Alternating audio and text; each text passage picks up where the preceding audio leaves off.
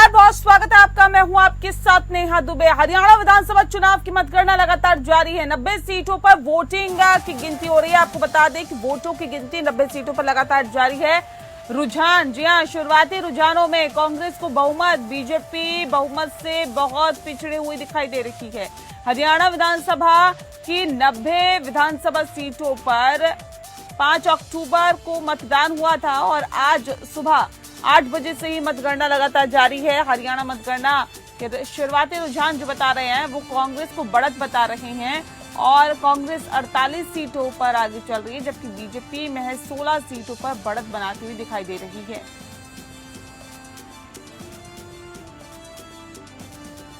इसके अलावा जेजेपी 2 और आईएनएलडी भी 2 सीटों पर आगे दिखाई दे रही है। हरियाणा की 90 सीटों के लिए 464 निर्दलीय और 101 महिलाओं सहित कुल 1031 उम्मीदवार मैदान में हैं। तो वोटों की गिनती सुबह से ही शुरू हो गई है और ऐसे में आपको बता दें कि बहुमत के आंकड़े से बहुत पीछे भारतीय जनता पार्टी इस वक्त दिखाई दे रही है।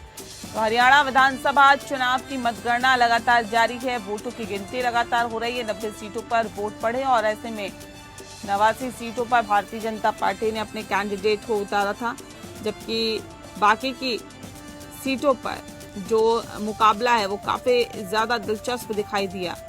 बता दें आपको कि जिस तरह से हरियाणा में बीजेपी ने 89, कांग्रेस ने भी 89, आम आदमी पार्टी ने 88, जेजेपी ने 66, जबकि आईएनएलडी ने 51 सीटों पर अपने उम्मीदवार उतारे थे। बीएसपी ने 35, जबकि एएसपीकेआर ने 12 और सीपीएम ने 1 उम्मीदवार अपना उतारा। शुरुआती रुझान कांग्रेस को बहुमत दिखा रहे हैं। हरियाणा में जो चुनावी मुद्दे रहे वो बेहद अहम। अग्निवीर का मुद्दा छाया रहा। कांग्रेस ने ये भी मुद्दा उठाया कि किसान आंदोलन में किस तरह से किसानों को परेशान होना पड़ा।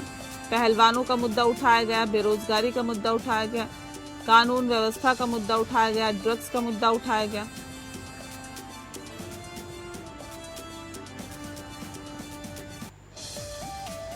संजय खन्ना ज्यादा जानकारी के साथ हमारे संवाददाता सीधे हमारे साथ जुड़ गए हैं। संजय, जानना चाहेंगे आपसे कि शुरुआती रुझान क्या बता रहे हैं? हाँ जी, देखिए, बिल्कुल बता दूं आपको कि शुरुआती रुझान कांग्रेस की तरफ इशारा कर रहे हैं। अभी बीजेपी काफी पीछे चल रही है।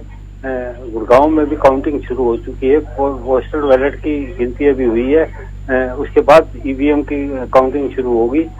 चारों विधानसभा को लेकर के यहाँ सुरक्षा कड़ी कर दी गई है।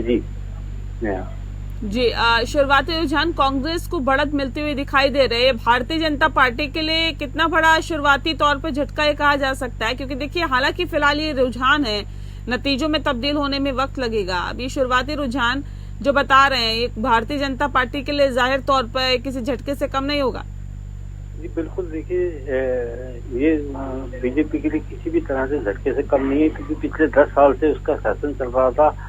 कहीं ना कहीं एंटी इनकम्बेंसी हावी रही, जिसके चलते कि बीजेपी को इसका खामियाजा भुगतना पड़ा है। और हरियाणा में कई सारे ऐसे मुद्दे थे, जैसे बेरोजगारी का मुद्दा था, बढ़ती महंगाई का मुद्दा था, मूलभूत सुविधाओं का अभाव था। इन्हीं सब चीजों को लेकर के लोगों ने इस पर वोट किया है।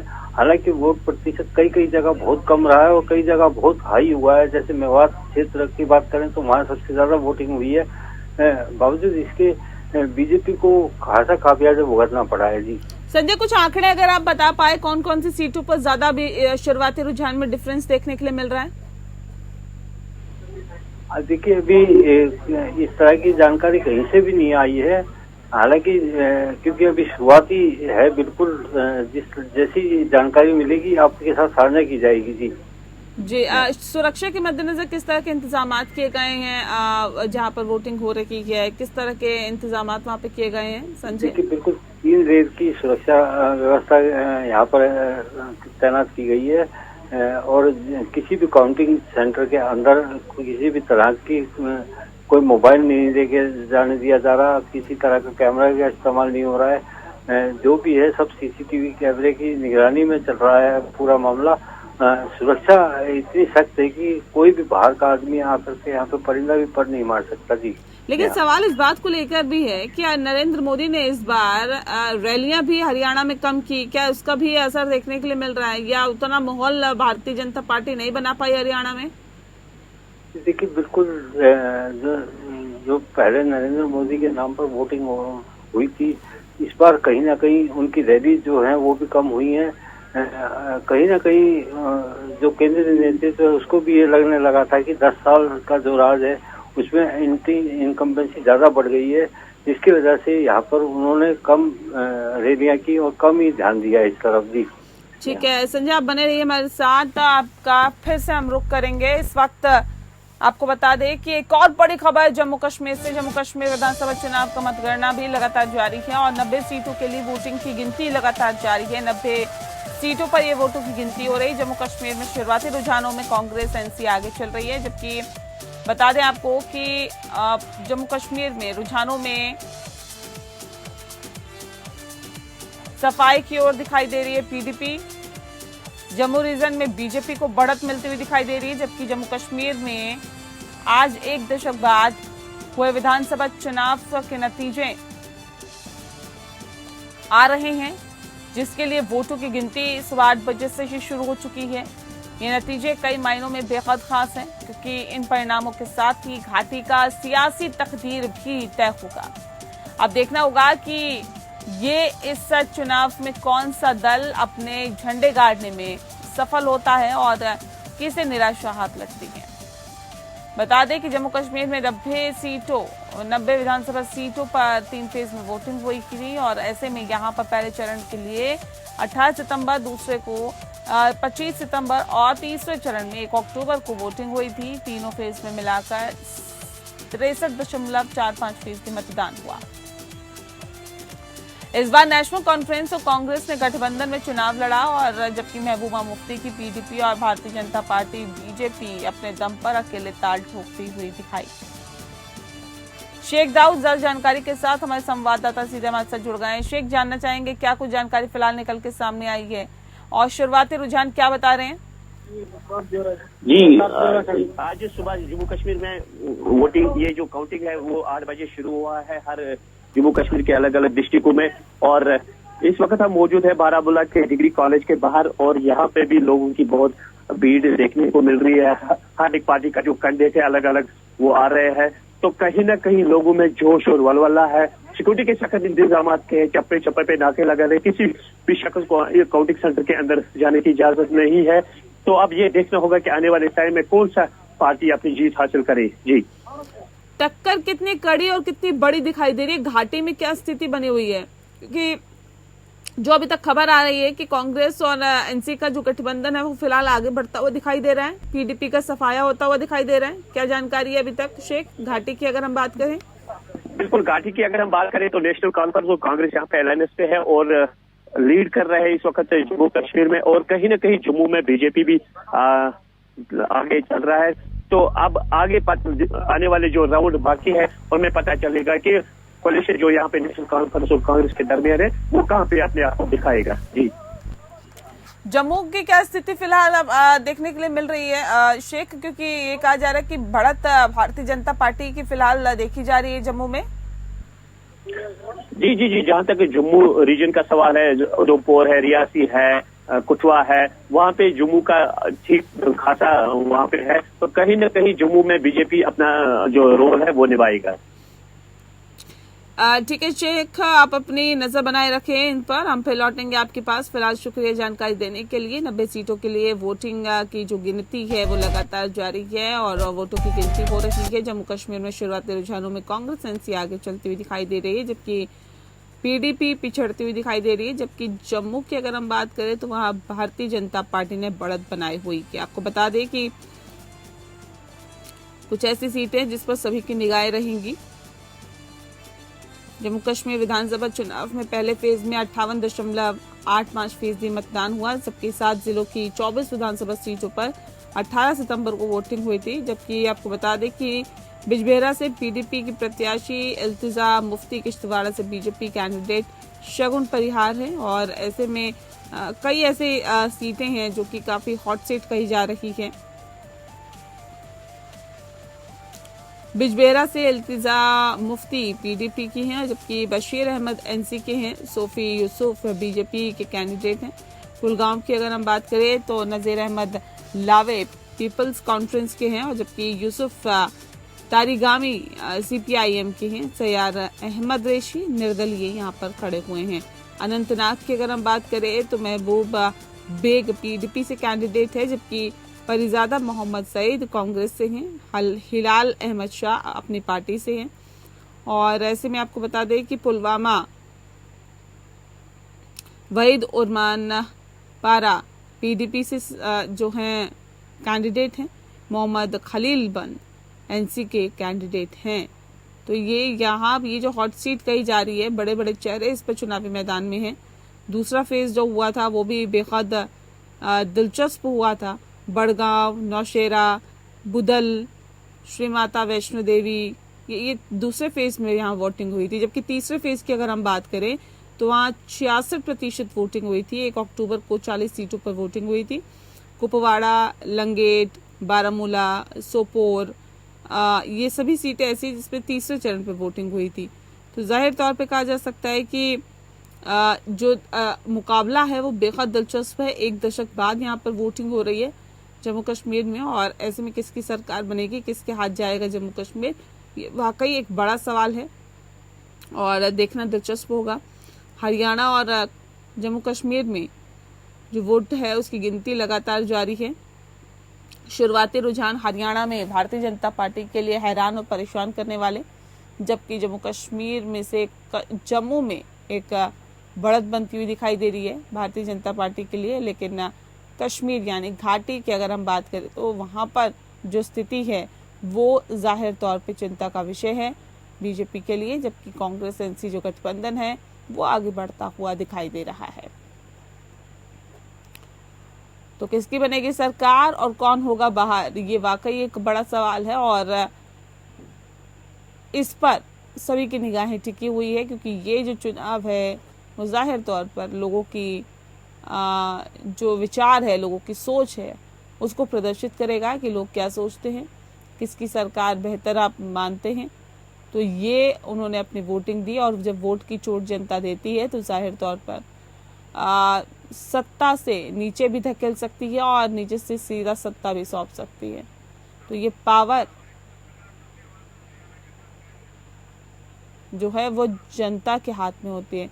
शंभू बत्रा जिस वक्त हमारे साथ जुड़ गए हैं, वरिष्ठ पत्रकार हैं। शंभू जी, फिलहाल जो शुरुआती रुझान आ रहे हैं हरियाणा के संदर्भ में, किस तरह से इसे देखते हैं? क्या वाकई भारतीय जनता पार्टी के लिए एक बड़ा झटका यहाँ पर हो सकता है? क्योंकि देखिए ये तो रुझान है, अभी नतीजों में तब्दील होंगे, इसके लिए थोड़ा इंतजार करना पड़ेगा, लेकिन रुझान क्या बता रहे हैं, किस ओर इशारा कर रहे हैं?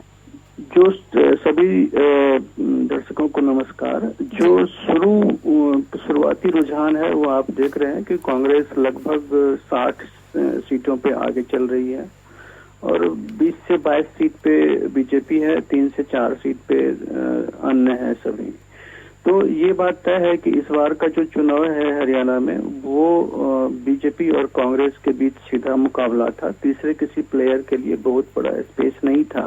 जो बीजेपी ने सोचा कि और सारे जितने प्लेयर होंगे उससे बीजेपी को फायदा होगा, तो वो चीजें होता हुआ नहीं दिख रहा है अभी। हालांकि रुझान है और शुरू में बैलेट पेपर की गिनती होती है, इसीलिए मेन जो अभी पोलिंग है उसकी कोई गिनती हुई नहीं है, तो चीजें पलट सकती है, कुछ भी हो सकती है। 10-11 बजे तक जो रुझान आएगा उसके आधार पे हम कह सकते हैं कि हाँ किसकी क्या स्थिति है। लेकिन शुरुआती स्थिति को देखते हुए अगर आप कहें तो निश्चित रूप से हरियाणा में बीजेपी के खिलाफ एक करंट था और खास करके जो बहुसंख्यक समुदाय है उनमें एक था कि हाँ हम बीजेपी बनाम वो चुनाव थे, उसके सामने में एक कांग्रेस विकल्प दिखाई दिया और वो कांग्रेस को वोटिंग कर रहे थे। दूसरा कि जो अग्निवीर का इशू है वो निश्चित रूप से बड़े लेवल पे काम किया कि बहुत सारे हरियाणा में ऐसे कोचिंग सेंटर्स थे जो सेना में जाने की तैयारी कर रहे थे, लेकिन अग्निवीर के आने के बाद से उन सारे कोचिंग सेंटर को धक्का लगा और लोग वहां पे नहीं पहुंच रहे थे। युवाओं में सेना के प्रति रुझान कम हुआ और वो 4 साल के लिए नहीं जाना चाहते थे, तो वो एक नाराजगी थी। क्योंकि हरियाणा एक ऐसा स्टेट है जहां से सेना में अधिक से अधिक युवा जाते हैं, उनको एक उम्मीद दिखती है, तो वो उम्मीद पे उसको झटका लगा और उस चीज को जो घोषणा पत्र है बीजेपी उसको पैचअप नहीं कर पाया कि हाँ हम नौकरी देंगे या कुछ करेंगे। तो सेना का ये जो मॉडल है वो निश्चित रूप से हरियाणा में बीजेपी के लिए नुकसानदायक है। उसके बाद जो परिवार पहचान पत्र है या फिर प्रॉपर्टी आईडी टैक्स है, ये सब चीजें ऐसी थी जो कि बीजेपी के खिलाफ एक मोमेंट बना रही थी। और जो लोकसभा चुनाव में आपने मोमेंटम देखा कि जाट और दलित का एक डेडली कॉम्बिनेशन बना बीजेपी के अगेंस्ट, तो जो अभी उसके लोकसभा चुनाव के बाद के समय में जो बीजेपी कोशिश कर रही थी कि उसमें से दलित चंक को तोड़ा जाए और कुछ बीजेपी की तरफ उसको लाया जाए, तो इस रुझान से लगता नहीं है कि जो बीजेपी ऐसा करने में सफल हुई है पूरी तरह से कि जो दलित सेगमेंट है वो बीजेपी को सपोर्ट करे। जो सोशल इंजीनियरिंग है वो बीजेपी की भी स्ट्रांग है कि ओबीसी को लेके चल रही थी। सवर्ण में से अधिकांश जातियां जो है सो बीजेपी के साथ थी और पंजाबी समुदाय से उम्मीद कर रहे थे कि बीजेपी के साथ है। तो सोशल इंजीनियरिंग के तौर पे बीजेपी स्ट्रांग थी और कांग्रेस भी स्ट्रांग हुई जाट और दलित के कॉम्बिनेशन से। तो लेकिन जो सीट में तब्दील होने वाली बात है उसमें निश्चित रूप से अभी रुझान में कांग्रेस आगे है। अगर यही रुझान रहता है तो बीजेपी के लिए ये एक बड़ा सेटबैक होगा, क्योंकि आप दिल्ली के किनारे में है, बगल में है। और हरियाणा का जो एक ट्रेंड रहा है कि हरियाणा में केंद्र में जिनकी सरकार रही है, प्रदेश में मोटा मोटी करीब 25 साल से अगर देखा जाए तो प्रदेश में भी वही सरकार बनती है।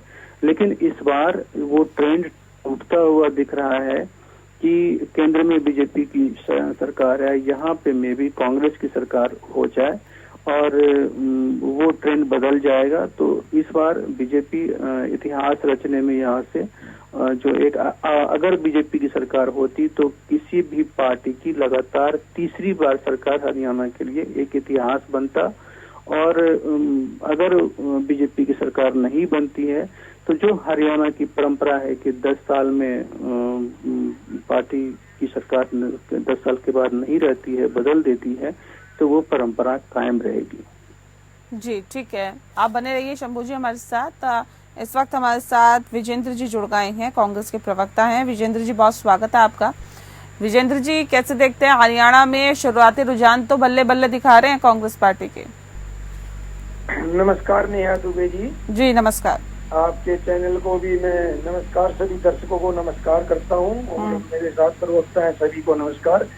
देखिए नेहा जी, हरियाणा प्रदेश में जिस टाइम राहुल गांधी जी ने न्याय यात्रा निकाली थी उसी समय से हरियाणा प्रदेश में बदलाव की लहर शुरू हो चुकी थी। और बदलाव क्यों हो रहा है इसका मुख्य कारण है, देखिए बीजेपी ने कोई वर्ग ऐसा नहीं छोड़ा जिसने अपने हक की मांग की और इन्होंने पीटने का काम नहीं किया। सबसे बड़ा कारण बीजेपी का यही है कि 10 साल में हरियाणा में कांग्रेस की सरकार फिर से दोबारा पूर्ण बहुमत के साथ आ रही है, बहुत बड़ा मैंडेट लेके आ रही है। क्योंकि अगर हमें कांग्रेस पार्टी को पूरा विश्वास था कि हम किसी भी पार्टी के बगैर गठजोड़ के भी हरियाणा प्रदेश में पूर्ण बहुमत से सरकार बनाएंगे और इसका सीधा सीधा श्री भाई दीपेंद्र हुड्डा जी, चौधरी भूपेंद्र सिंह हुड्डा जी, श्री राहुल गांधी जी को और प्रदेश अध्यक्ष श्री उदय भान जी को जाता है। हमारे हरियाणा प्रदेश में 10 साल सरकार नहीं रही, इसका मुख्य कारण है कि हमारे प्रदेश अध्यक्ष तो थोड़ी नेगेटिव रही 10 साल में। आज हरियाणा प्रदेश में हमारे प्रदेश अध्यक्ष उदय भान जी और भूपेंद्र सिंह हुड्डा जी की जोड़ी ने कमाल कर दिया। 45 से नहीं ठीक है विजेंद्र जी, ये बताइए कौन से मुद्दों पर इस बार वोटिंग पड़ी है या वोट हुए हैं? कौन कौन से मुद्दे ऐसे रहे जिन पे वोट सबसे ज्यादा पड़े हैं? देखिए, मुद्दा था खिलाड़ियों का, मुद्दा था किसानों का, मुद्दा था अग्निवीर का, मुद्दा था हमारी आशा वर्करों को पीटने का। मुद्दा कोई एक नहीं था, मैं बता दूं आपको नेहा जी, मुद्दे अनेक थे, क्योंकि हरियाणा की जनता ये भली भांति जानती है कि हरियाणा में बीजेपी ने जो पीटने का काम किया, जो शोषण किया खिलाड़ियों का, इसका मुख्य कारण यही रहा कि हरियाणा प्रदेश की जनता कांग्रेस पार्टी की सरकार बनाने जा रही है। मुद्दे एक नहीं है, मुद्दे अनेक थे। अब इन्होंने, बीजेपी वालों ने जात पात का जहर घोड़ा, धर्म जाति के नाम का जहर घोड़ा। आज हरियाणा प्रदेश की जनता समझ चुकी है। जो प्यार की दुकान हमारे नेता राहुल गांधी जी ने नारा दिया कि हम प्यार की, मोहब्बत की दुकान खोल रहे हैं, मैं कहता हूँ हमारा सभी धर्मों का देश है भारत। कोई ये हिंदू हिंदू हिंदू हिंदू मतलब क्या है? कभी श्री राम के नाम पे वोट मांगना, अगर वोट मांगना है तो बीजेपी ने काम के नाम पे वोट मांगना चाहिए। कांग्रेस की सरकार ने रहते हुए अनेकों स्कूल, यूनिवर्सिटियां, खेल की एकेडमी और खिलाड़ियों को अच्छे पद दिए। आप दिखा दो हमारे हरियाणा प्रदेश में आज वर्ल्ड लेवल पे हमारा एक भाई है कबड्डी से, दिल्लू बहु अकबरपुर, ठीक है, इतना वर्ल्ड में नंबर 1 खिलाड़ी है, लेकिन इन्होंने आज तक 10 साल तक, ठीक है, आप कह रहे हैं किसानों का मुद्दा हावी रहा, पहलवानों का मुद्दा हावी रहा, उन मुद्दों का मैं जिक्र करूंगी। विजेंद्र जी, मैं लौटती हूँ। इस वक्त हमारे साथ जॉनी लाटवाल जी जुड़ गए हैं, प्रवक्ता है जेजेपी के। जॉनी जी, बहुत स्वागत है आपका। मैं आपका रुख करूं उससे पहले एक बड़ी खबर का रुख करते हैं। इस वक्त की बड़ी और अहम खबर, वोटों की गिनती लगातार जारी है। बता दें आपको कि शुरुआती रुझानों में कांग्रेस को बहुमत, शुरुआती रुझानों में 62 सीटों पर कांग्रेस आगे बढ़ती हुई दिखाई दे रही है, जबकि बीजेपी 14 सीटों पर आगे चल रही है। मुख्यमंत्री नायब सिंह सैनी लाडवा सीट से आगे हैं, जुलाना सीट से विनेश फोगाट आगे हैं, अंबाला कैंट से अनिल विज आगे हैं, गढ़ी सांपला से किलोई से भूपेंद्र सिंह हुड्डा आगे फिलहाल दिखाई दे रहे हैं। बता दें आपको कि 14 सीटों पर भारतीय जनता पार्टी आगे चल रही है, जबकि तकरीबन 62 से ज्यादा सीटों पर कांग्रेस पार्टी आगे बढ़ती हुई दिखाई दे रही है। सीधे रुख कर लेते हैं खास मेहमानों का। जॉनी लाटवाल जी, किस तरह से देखते हैं शुरुआती रुझान जो आ रहे हैं, इसे कैसे देख रहे हैं आप? नेहा जी, सबसे पहले तो आपको और आपके सभी दर्शकों को और मेरे सभी पैनलिस्ट साथियों को नमस्कार।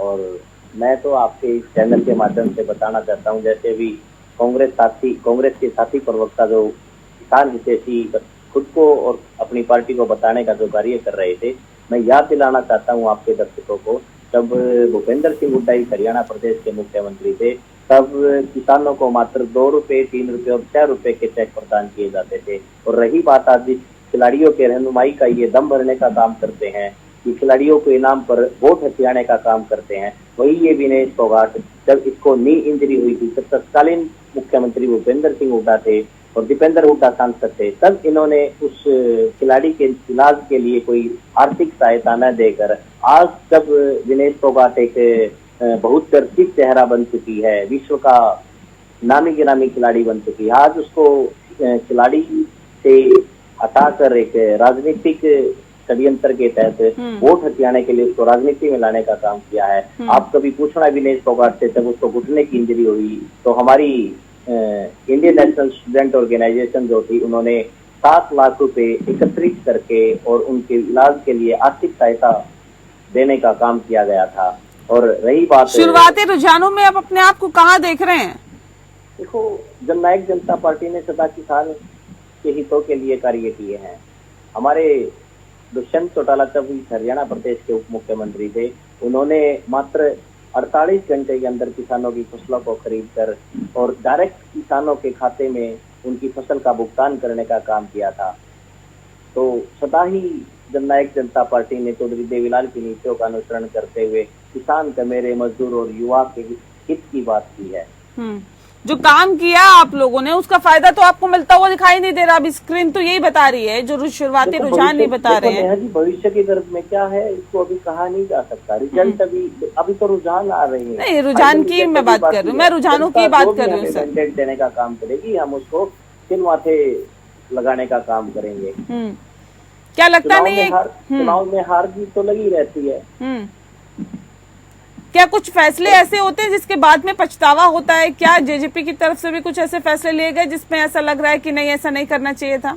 देखो नेहा जी, राजनीति में कोई भी फैसला गलत नहीं होता। हो सकता है कुछ परिस्थितियां हमारे अनुरूप नहीं रही होगी, जिसके कारण आज कांग्रेस पार्टी ने हमारे ऊपर जो अनाप शनाप जो हमें झूठा साबित करने के लिए या हमें मैं ये कहूँगा एक बरगलाने का काम किया, हमारे विरुद्ध एक राजनीतिक षड्यंत्र रचने का काम किया है, तो उसमें कहीं ना कहीं कांग्रेस पार्टी हो सकता है कुछ दिनों के लिए लोगों को बहकाने में सफल हो गई होगी, लेकिन सत्य की हमेशा जीत होती है। आप देखना एक दिन विजेंद्र जी, आप लोग दूसरों को बहकाने में, लोगों को बहकाने में सफल हो गए हैं, ये कह रहे हैं? मतलब यही बात भारतीय जनता पार्टी कहती है, यही जेजेपी भी कह रही है, सभी लोग यही कह रहे हैं कि आप लोग सिर्फ बरगलाने का काम करते हैं। जो अजय सिंह चौटाला जी ने ये बोला कि किसान नाम की बीमारी भी एक आई कोरोना काल के अंदर, इन्होंने किसानों को बीमारी बताया। इतने गलत बयान दिए अजय चौटाला जी ने, किसानों के प्रति बयान दिए, गलत बयान दिए किसानों के प्रति। झूठ की राजनीति जेजेपी ने झूठ की राजनीति की। और कहते हैं कि हुड्डा साहब ने किसानों का, हुड्डा तेरे राज में जीरी गई जहाज में। आप ये हम नहीं कहते, ये जनता कहती है। और ये कहते हैं बरगलाने का काम, खिलाड़ियों को डीएसपी तक लगाया खिलाड़ियों को डीएसपी तक लगाया, इतने अच्छे पद दिए, खेल पदक लाभ पद पाओ की नीति कांग्रेस ने। आप किस मुद्दे पर बात करो लखवाल साहब? आप हरियाणा प्रदेश के किसान को, चलिए हरियाणा की जनता क्या कह रही है ये तो विजेंद्र जी पूरा देश देख रहा है। बहरहाल बहुत शुक्रिया आप सभी मेहमानों का हमारे साथ इस खास चर्चा में शामिल होने के लिए। तो जाहिर तौर पर जम्मू कश्मीर और हरियाणा में लगातार वोटों की गिनती हो रही है, पल पल के अपडेट हम आप तक पहुंचा रहे। एक छोटा सा ब्रेक ले रहे हैं, जल्द लौटते हैं।